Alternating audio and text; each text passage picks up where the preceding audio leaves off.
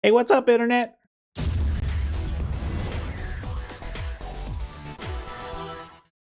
Woo! Uh, Hi. This is Roll for Effort. My name is Jason Scranton. Tonight we're here to talk about table leaders, leadership at the table, how to be a better player, how to be a better game master, by doing something maybe a little bit unconventional and thinking about uh, leadership terms, stuff that the real hard stuff like D&D, once you learn the rules, once you learn how to run the game, so to speak, and you get your ropes in, you become really good. I think that you find that the really hard stuff is not running the game. It's not coming up with an encounter. It's not any of that stuff. It's people. It's dealing with people. And that's one of the reasons why I'm doing this series. I struggle with dealing with people. Um, but I am a super lucky man. I've had good times, I've had bad times, at my RPG table. And somehow through it all, I mean, I've managed to be a part of a game, either running it or playing as a player, 1 to 3 times a week for like the last 3 years. And I think that that could be you too. And that's kind of what I want to do, right? I want to help people reach that place. And a big part of it is learning how to work with people. That's been my biggest struggle as a game master, you know, and so this is where we talk about the basic stuff, the stuff that might come across as a little boring, but the truth is, it makes all the difference in terms of what you're actually delivering. Um, so, how do we be a good listener? Good question, right? It's not just a matter of rolling a die and getting a check. Like in the good old days, I'm gonna listen. You roll the die, like, oh no, okay, they're still angry at me. I didn't listen properly. Um, so I think there are a couple of things that you can do. One is do not be distracted when you're trying to listen to someone. At first, I'm going out of order, right?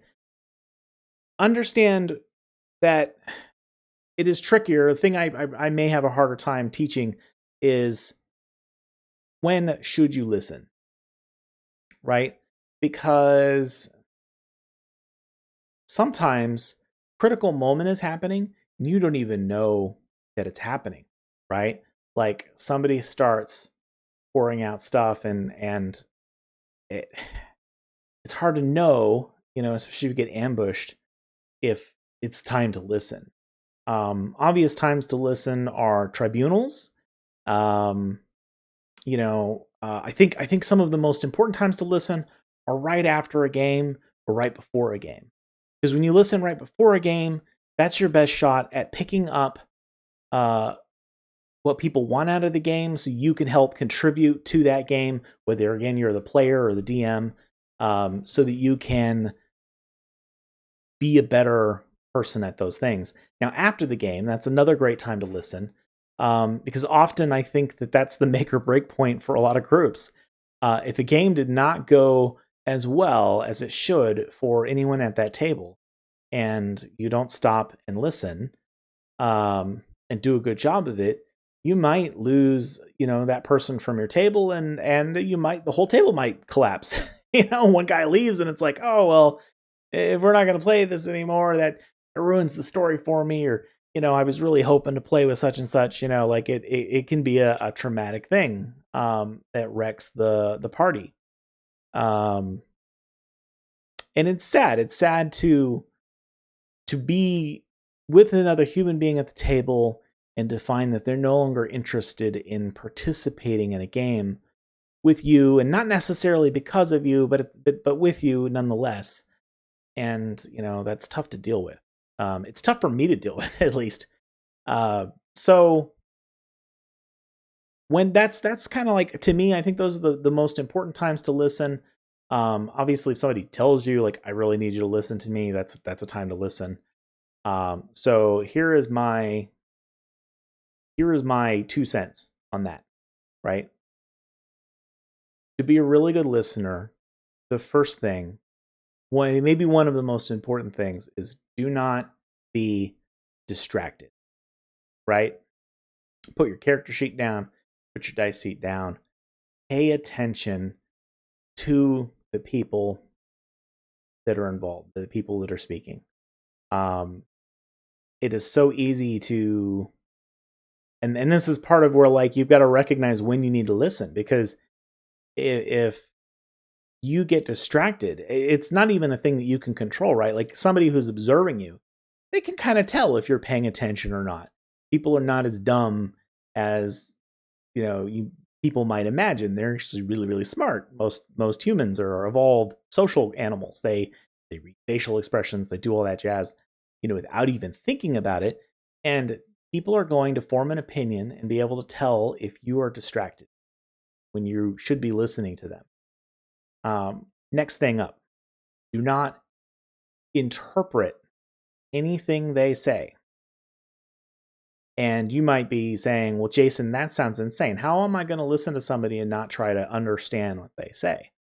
And what I mean by that is that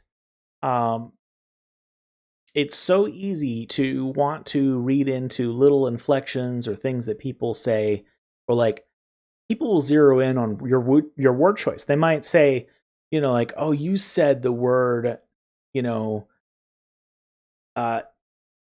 specific, like a very specific word here. So you must have a certain intention, right? So trying to interpret their intention while you should be listening to them is not a good idea. You want to try and stay loose. It's just like when you're doing art, right? Like you got to stay loose. You can't start thinking about it too much. You can't try to read into what they're trying to tell you. Because if you do that, you may do one of the next things, which is assume, right? Do not assume anything from the conversation, right? Unless they explicitly come out and say, like I'm saying this because X, Y, Z, or X is equal to Y, or whatever. Like unless it's a direct statement, you shouldn't assume. You shouldn't jump to conclusions.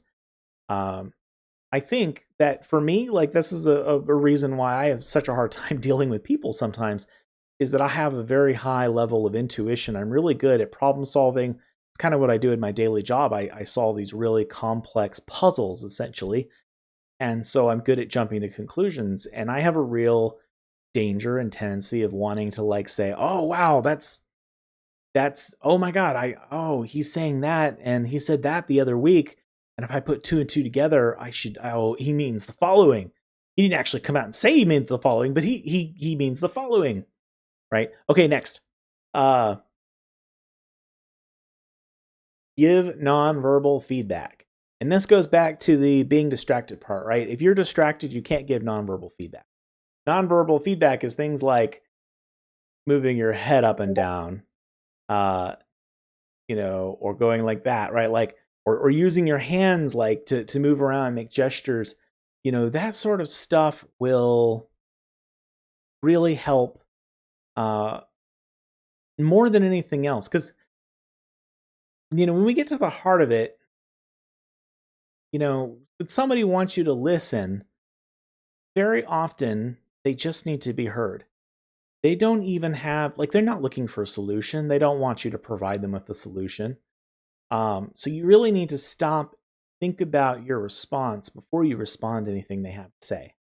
Maybe even to the point where like they pause and say, well, what do you think? Or you wait for them to tell you that, because it's very likely that, they've got something on their chest they need to get it out. And if you just jump in and respond, they may believe that you are not taking time to consider their words or thinking about it, or that you already had a thing that you decided before you even came into the conversation.